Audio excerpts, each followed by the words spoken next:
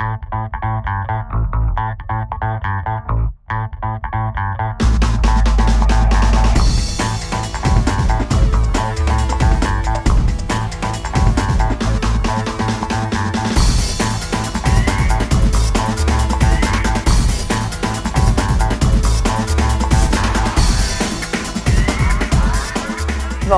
bien en fait, mon nom est Sarah Savoie, je suis conseillère d'orientation depuis 2003 et également orthopédagogue depuis 2007. Je m'appelle Jean-François Terrien, je suis conseiller d'orientation en pratique privée. Alors, Sylvie Piché, conseillère d'orientation professionnelle en coaching, secteur privé.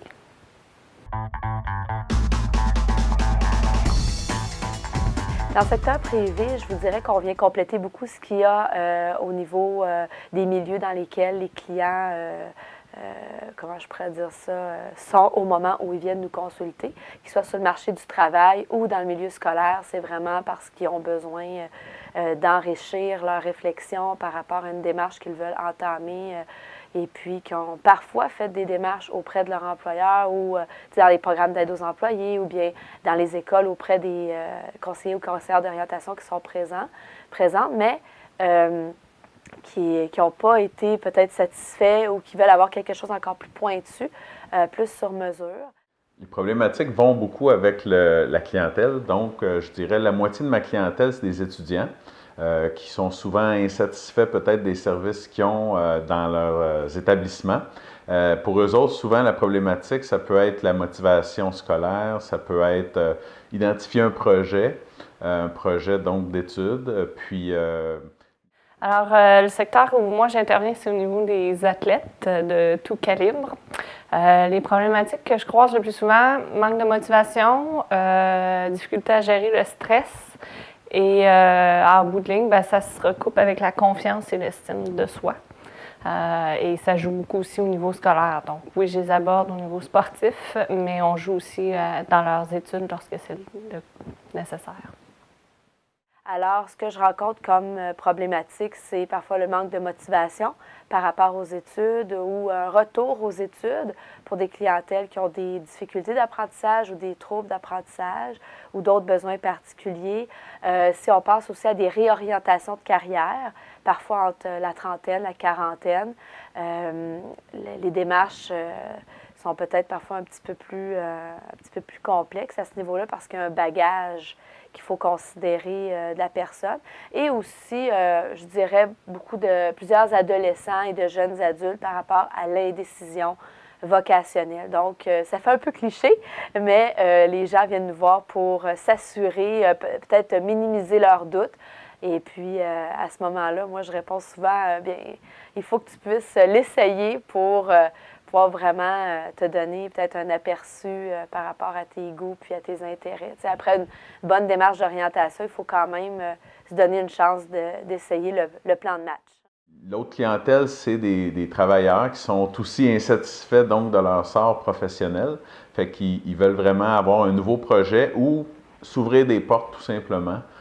Puis bon, là, évidemment, les problématiques peuvent être assez variées. Ça peut aller de quelqu'un qui a fait un burn-out à quelqu'un qui se sent un peu blasé dans son travail. Donc, le travail, ultimement, c'est d'ouvrir des portes puis de trouver des options professionnelles pour eux autres.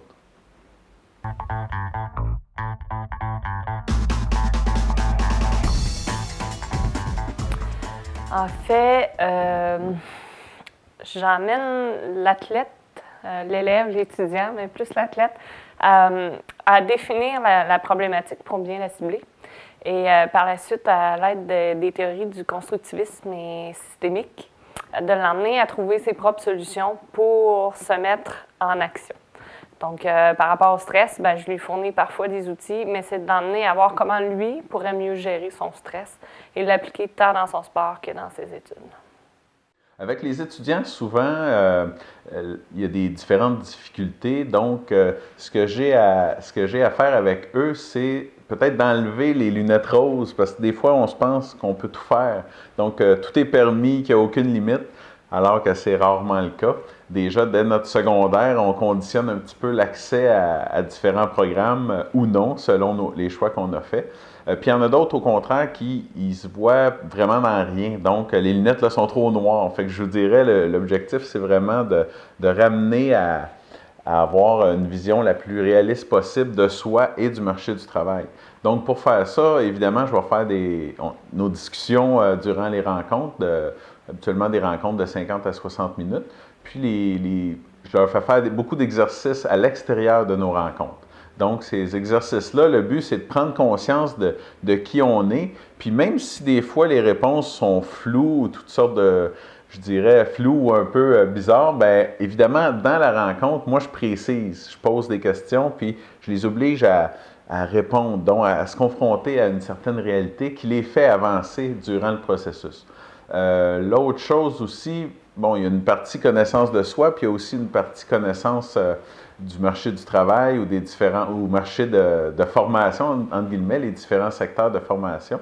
Donc, à travers ça, bien, j'utilise évidemment, en orientation, on utilise beaucoup Repère, la base de données que tout le monde connaît dans le secteur. Fait qu'on se sert beaucoup de ça, on va sur IMT, Emploi Québec. Bref, tous les outils qu'on a à notre disponibilité pour mieux connaître le marché du travail. Ça, c'est pour la portion étudiant. Je pourrais vous dire que j'ai été grandement influencée par l'approche avec laquelle j'ai été formée. Moi, j'ai eu ma formation en counseling avec l'approche orientée vers les solutions.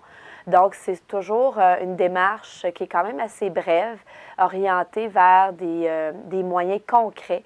Il y a plusieurs clients qui sont satisfaits de cette approche-là parce qu'en fait, ils repartent avec, oui, quelque chose de plus dans leur bagage, mais aussi certains devoirs, certaines tâches qui les ramènent à eux-mêmes, mais de façon concrète. Donc, il faut considérer plusieurs facteurs. Moi, je suis quelqu'un aussi qui est d'approche à considérer tout ce qui est on pourrait dire qui tourne, qui gravite autour du client, donc une approche plus systémique. Dans tous les cas, que ce soit pour les plus jeunes ou pour les adultes, souvent, il y a plusieurs facteurs en considération. Donc, je travaille beaucoup avec tous ces éléments-là et beaucoup aussi avec l'exploration professionnelle. Il faut que la personne ait la chance d'aller rencontrer des gens, des métiers. Oui, on utilise beaucoup de documents papier ou Internet, bien sûr, mais il faut aussi être confronté à la réalité. C'est quoi les exigences actuelles du métier? Qu'est-ce que le programme d'études a comme force, comme faiblesse? Aller à différents endroits, différents établissements scolaires pour comparer les fameuses portes ouvertes et puis poser des questions. Donc, mettre le client en démarche dans son propre processus, donc l'impliquer le plus possible pour qu'ensuite il puisse faire un bilan actif, que je dirais, et puis... Ce qui est de la portion travailleurs, les travailleurs, souvent, ça va passer par un bilan des compétences, un bilan professionnel et personnel qui va être orienté un peu différemment selon la problématique traitée. Par exemple, quelqu'un, entre guillemets, qui a fait un burn-out, donc des fois, il peut avoir une perte d'estime de soi, ça se peut qu'il ne se voit plus dans rien, il est un peu désabusé par rapport au marché du travail. Fait que c'est important, dans un premier temps, qu'il retrouve confiance en lui, cette personne-là, ou en elle. Donc, c'est pour ça que souvent, le bilan, bien, ça va dire, mon Dieu, j'ai des intérêts, j'ai des valeurs, j'ai des aptitudes, qui est un peu l'ABC de l'orientation, mais juste de se les réapproprier, ça va aider beaucoup la personne à retrouver confiance en elle. Puis autant ça peut être des exercices plus informels, puis évidemment, j'ai oublié d'en parler pour les étudiants, mais c'est vrai pour les étudiants, puis c'est vrai pour les adultes. Bien évidemment, je peux faire aussi passer un test psychométrique si c'est nécessaire. On a différents tests à notre portée. Donc, le test, ultimement, il fait le même travail que les exercices, c'est-à-dire, il nous aide à mieux connaître l'identité de quelqu'un. Donc, plus la personne se connaît bien, connaît son identité professionnelle, bien, plus c'est facile de faire un choix. Puis, en faisant un choix, bien, ça veut dire aussi de renoncer à toutes les autres options. C'est ça qui est le plus difficile souvent en orientation pour un étudiant ou un travailleur, c'est que si je fais un choix, bien, je suis obligé de m'aligner sur une seule option, alors que peut-être j'aime plein d'affaires. C'est ça qui est le plus difficile. Je vous dirais, depuis les dernières années, j'ai été appelée aussi à permettre à mes collègues conseillers d'orientation démystifier les troubles d'apprentissage et les clientèles à besoins particuliers. Étant donné mon double chapeau comme orthopédagogue, c'est quelque chose qui m'a été demandé quand même assez tôt dans ma carrière. Puis, je suis très heureuse de pouvoir partager certains outils qu'on peut utiliser avec des clientèles, soit avec un trouble d'apprentissage, une problématique de santé mentale ou un déficit d'attention ou encore un trouble envahissant du développement pour encore mieux intervenir. Et là, le moyen que j'utilise, ce sont des ateliers, des formations, des conférences qui peuvent aider à démystifier tout ce qui relève de ces clientèles-là.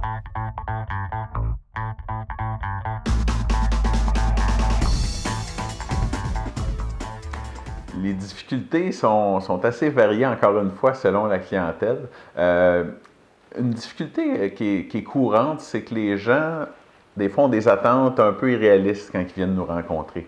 Ils pensent qu'en une rencontre, d'un coup de baguette magique, on va être capable de leur dire « Toi, tu t'en vas là-dedans, puis c'est réglé ». Fait que la première rencontre, j'insiste beaucoup sur finalement, grâce entre guillemets, au formulaire de consentement, je fais vraiment le tour de c'est quoi un processus d'orientation, qu'est-ce qu'on va faire comme travail, qu'est-ce que ça implique de leur part, puis aussi de peut-être mettre les attentes plus réalistes. C'est-à-dire que je leur dis que c'est pas, ils ne seront pas frappés par un éclair miraculeux qui va leur dire qu'est-ce qu'ils doivent faire dans leur vie. Je leur dis c'est plus comme un gros casse-tête de 10 000 morceaux qu'on met des pièces une à la fois. Puis par la suite, ben, l'image va se clarifier puis ça va les aider à faire un choix.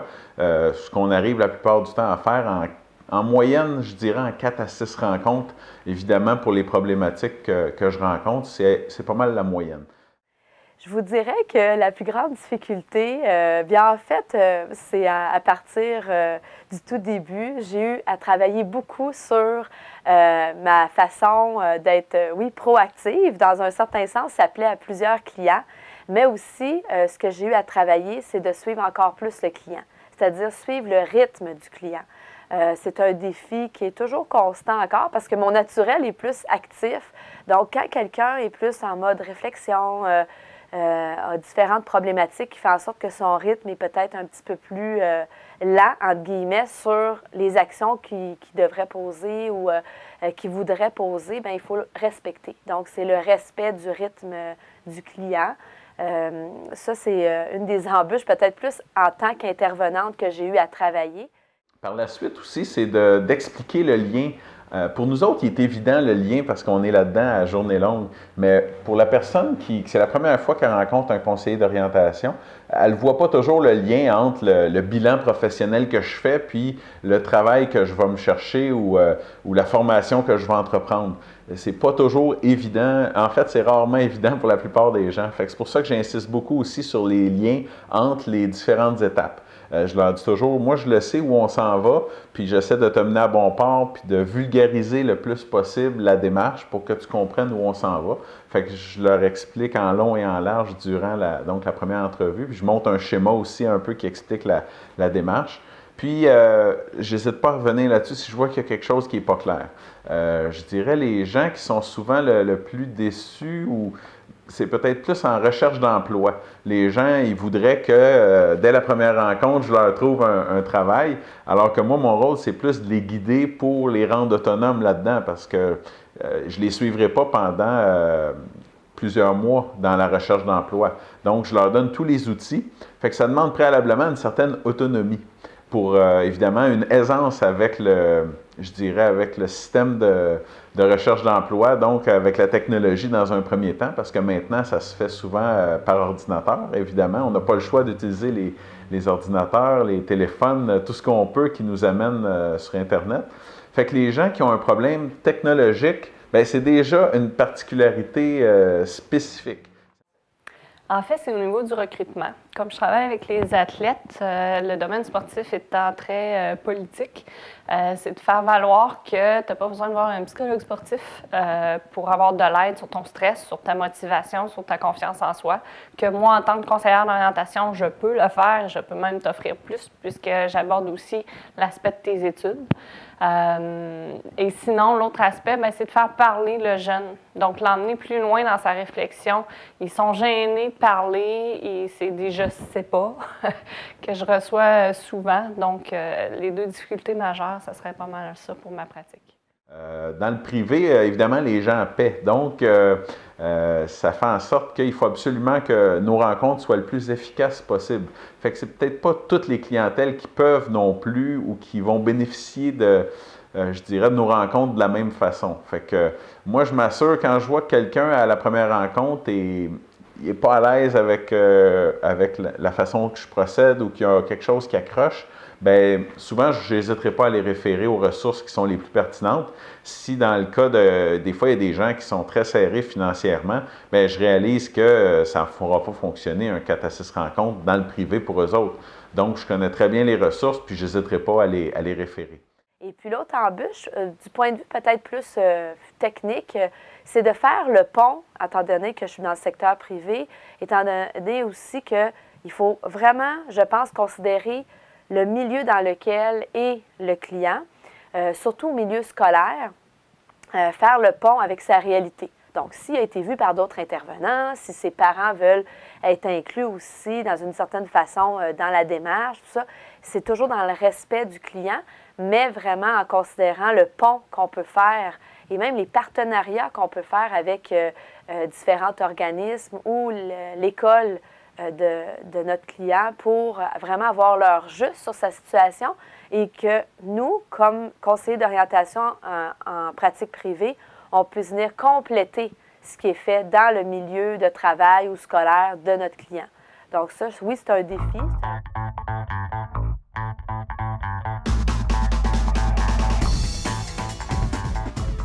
La question est importante parce que, à mon avis, la pratique privée, entre autres, est plus difficile après le bac. Parce que, comme conseiller en information scolaire, il n'y a pas beaucoup de gens qui s'affichent spécifiquement pour ça. Souvent, le conseiller d'orientation va en faire aussi. Puis, c'est pas évident que les gens séparent dans leur tête un et l'autre. Donc, c'est pour ça que des fois, dans mon travail, moi, je le fais, je dois séparer un et l'autre quand je vois que c'est spécifiquement une demande ou l'autre. Mettons, pour ce qui est le conseil que je pourrais donner, ben, dans les deux cas, ça s'applique certainement.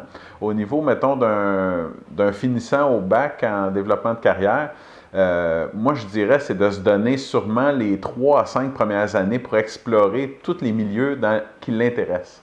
Donc, puis surtout de bien s'entourer, d'avoir une bonne équipe autour de lui. Parce que quand on commence, quand on débute une carrière, des fois, on a, même si c'est décevant à dire, la formation à l'université, elle nous prépare bien. Mais il reste beaucoup de choses à apprendre encore sur le marché du travail. Puis avoir des gens d'expérience à nos côtés, ça va nous aider sûrement à progresser plus rapidement dans notre carrière.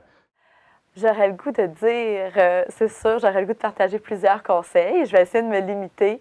Dans un premier temps, le premier conseil, c'est de démystifier toujours les éléments sur lesquels vous vous rebutez, c'est-à-dire sur lesquels peut-être vous avez plus de difficultés. Je me rappelle, au début de ma carrière, comme je vous ai confié, j'ai eu à intervenir dans le service scolaire en milieu hospitalier. Puis je rencontrais des adolescents ou des jeunes adultes qui avaient été hospitalisés pour différentes raisons, que ce soit des maladies comme le cancer, d'autres problématiques plus comme l'anorexie ou la dépression. Et pour ce qui est de la dépression, c'était quelque chose qui venait me chercher parce que la personne était beaucoup plus atteinte par un rythme plus, comment je pourrais dire ça, donc l'énergie était moins présente et il faut respecter ça. Donc, j'ai eu à démystifier cet aspect-là, puis c'est en démystifiant tout ce que comportait le profil, par exemple, d'un élève ayant eu une dépression, que ça m'a permis de grandir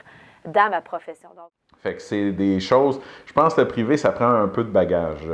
Ça serait pas réaliste de dire à un finissant, va-t'en tout de suite dans le privé. Il peut le faire, mais il a besoin de s'entourer, d'avoir un réseau, puis d'avoir... Ça va lui demander beaucoup, puis il va travailler très fort pour peu de résultats au début. Mais si c'est vraiment une avenue pertinente pour le finissant, bien, c'est un beau milieu de pratique, mais je pense qu'il faut aller chercher un peu plus de bagage avant, puis établir ce dont on a besoin. Le deuxième conseil, c'est de jamais avoir peur non plus de pousser nos limites, d'aller devant pour être encore un meilleur intervenant ou intervenante.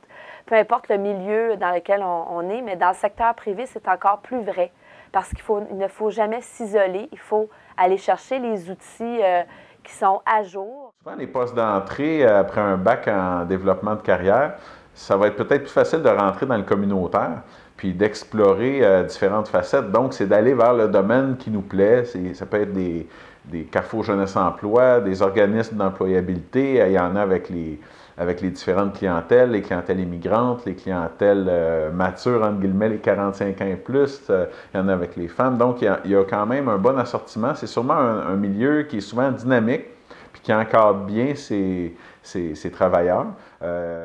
Et se tenir à jour, c'est mon troisième conseil, c'est de se tenir au courant de l'économie, des débouchés, de toute l'information scolaire et professionnelle, de faire le lien pour que les établissements scolaires, les organismes nous envoient de la documentation à jour ou de faire notre propre liste de favoris pour être à jour également. Donc, vous voyez un petit peu le profil. Et en dernier lieu, je dirais le dernier conseil que je voudrais dire, c'est de toujours être à l'écoute de nos clients et de partir vraiment du motif de consultation. Donc, qu'est-ce qui les a amenés à venir nous consulter, en privé en plus, pour faire une démarche d'orientation qui a tout son sens, du début jusqu'à la fin. Une nuance que je voudrais apporter, par contre, au niveau du privé, pour les conseillers d'orientation, c'est une belle option ça peut dépendre des milieux aussi ou des régions au Québec. Il y a des régions où c'est peut-être plus facile. À mon avis, la région de Montréal est certainement peut-être la plus propice parce qu'il y a un gros bassin. Il y a presque 3 millions de personnes qui habitent dans la grande région de Montréal. Donc, ça ouvre quand même des portes intéressantes. Après ça, il faut voir, selon le milieu, les opportunités peuvent varier. Bien, en fait, c'est de suivre ce qui t'a intéressé puis accroché dans le courant de tes études. Moi, quand j'ai étudié, on m'a dit le scolaire, c'est un gros zéro, ça ne marchera plus, il n'y a pas d'embauche, les retraites sont toutes prises. Ça fait quand même 10 ans que j'ai des contrats dans le scolaire, en plus de faire depuis 5 ans ma pratique privée. Donc, c'est de voir ce qui te passionne, ce qui t'a intéressé, de ne pas hésiter à questionner, à rencontrer des gens dans le domaine qui t'intéresse. Puis après ça, ben, de dire que tu vas faire ton chemin, il y a de l'avenir de toute façon, peu importe tout ce que tu vas être comme conseiller d'orientation.